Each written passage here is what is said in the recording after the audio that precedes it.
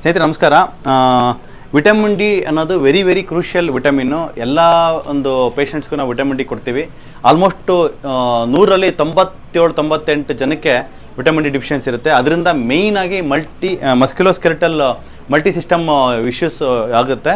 ಅದರಲ್ಲಿ ಮಸ್ಕ್ಯುಲೋಸ್ಕೆಲೆಟಲ್ನ ಮಂಡಿ ನೋವು, ಸೊಂಟ ನೋವು ಅಥವಾ ಹಾರ್ಟ್ ಇಶ್ಯೂಸು, BP ಜಾಸ್ತಿ ಆಗೋದು, ಬ್ರೈನ್ ಫಾಗ್ ಆಗೋದು, ಆಮೇಲೆ ಜಾಯಿಂಟ್ಸಲ್ಲಿ ಪೈನ್ ಬರೋದು, ಕಣ್ಣು ಬ್ಲರ್ ಆಗೋದು, ಎಷ್ಟೊಂದು ಬರುತ್ತೆ. ಹಂಗಾಗಿ ವಿಟಮಿನ್ ಡಿನ ಆಲ್ಮೋಸ್ಟ್ ಲೈಕ್ ಹಾರ್ಮೋನ್ ಅಂತಲೇ ಕನ್ಸಿಡರ್ ಮಾಡ್ತಾರೆ. ಸೊ ಅಜ್ಜಿಗೆ ಟೆಸ್ಟ್ ಮಾಡಿದ್ವಿ. ವಿಟಮಿನ್ ಡಿ ನಾವು ತುಂಬ ಅಂದರೆ ತುಂಬ ಕಡಿಮೆ ಇದೆ, ಲೆಸ್ ದೆನ್ 3 ಅಂದರೆ 2 ಅಥವಾ 1 ಇರುತ್ತೆ. ನಾವು ಫಸ್ಟ್ ಟೈಮ್ ಕೊಟ್ಟಾಗ ಇಂಜೆಕ್ಷನ್ಸ್ ಕೊಟ್ಟಿದ್ವಿ. ಬಟ್ ವಿಟಮಿನ್ ಡಿ ಸಪ್ಲಿಮೆಂಟ್ ಒಂದು ಶಾರ್ಟ್ ಇಂಜೆಕ್ಷನ್ ಕೊಟ್ಟಿರ್ತೀವಿ. ಅದರಲ್ಲಿ ಆಲ್ಮೋಸ್ಟ್ ಅವ್ರಿಗೆ ಒಂದು 40-50% ನೋವು ಕಡಿಮೆ ಆಗಿದೆ. ಬಟ್ ಬೇರೆ ಬೇರೆ ಇಶ್ಯೂಸ್ ಎಲ್ಲನೂ ಚೆನ್ನಾಗಿದೆ. ಅವ್ರಿಗೆ ಮೇಯ್ನ್ಲಿ ವಿಟಮಿನ್ ಡಿ ಕಮ್ಮಿ ಇದೆ ಅಷ್ಟೇ.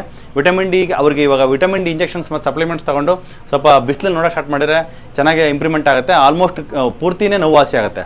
ನೀವು ಬಿಸಿಲು ನೋಡಿ ಎಷ್ಟು ವರ್ಷ ಆಯಿತು? ಎಷ್ಟು ವರ್ಷ ಆಯ್ತು ಹೇಳಿ ಕರೆಕ್ಟಾಗಿ? ಅವಾಗಲೇ ಹೇಳಿರಲ್ಲ ಅದನ್ನ ಹೇಳಿ. ಬಿಸಿಲಿಗೆ ಹೋಗೇ ಇಲ್ಲ. ಸ್ನೇಹಿತರೆ, ಎಷ್ಟೇ ಬ್ಯುಸಿ ಇದ್ರೂ ದಿನಕ್ಕೆ ಒಂದು ಅರ್ಧ ಗಂಟೆ ಬಿಸಿಲಿಗೆ ಹೋಗಲೇಬೇಕು ಮನುಷ್ಯ. ಯಾಕಂದರೆ ಇದಕ್ಕೆ ಸೈಕಲ್ ಅದು. ಹೆಂಗಂದರೆ ಎನರ್ಜಿ, ಸೂರ್ಯ ಭಗವಾನ್ನ ನಾವು ಮಿಸ್ ಮಾಡೋಕ್ಕಾಗಲ್ಲ. ಸೂರ್ಯ ಬಂದು ಒಂದು ಸಸ್ಯದ ಮೇಲೆ ಬಿದ್ದು ಅದಕ್ಕೆ ಪತ್ರಹರಿತ ಮುಖಾಂತರ ಕ್ಲೋರೋಫಿಲಲ್ಲಿ ಎನರ್ಜಿ ಪ್ರೊಡ್ಯೂಸ್ ಆಗಿ ಆ ಎನರ್ಜಿ ನಾವು ಊಟ ಮಾಡುವಾಗ ನಮಗೆ ಬರುತ್ತೆ. ಅದನ್ನು ಡೈರೆಕ್ಟಾಗಿ ನಾವು ಸೂರ್ಯನ ನೋಡೋದ್ರಿಂದ ಅಥವಾ ಸೂರ್ಯನ ಜೊತೆಗೆ ಟೈಮ್ ಸ್ಪೆಂಡ್ ಮಾಡೋದ್ರಿಂದ ನಮಗೆ ಡೈರೆಕ್ಟಾಗಿ ಆ ಎನರ್ಜಿ ಸಿಗುತ್ತೆ. ಅದರಿಂದ ನಮ್ಮ ದೇಹದಲ್ಲಿರ್ತಕ್ಕಂಥ ಎಲ್ಲ ಮೈಟೊಕಾಂಡ್ರಿಯಲ್ ಆಕ್ಟಿವಿಟಿನೂ ಆಕ್ಟಿವೇಟ್ ಆಗುತ್ತೆ.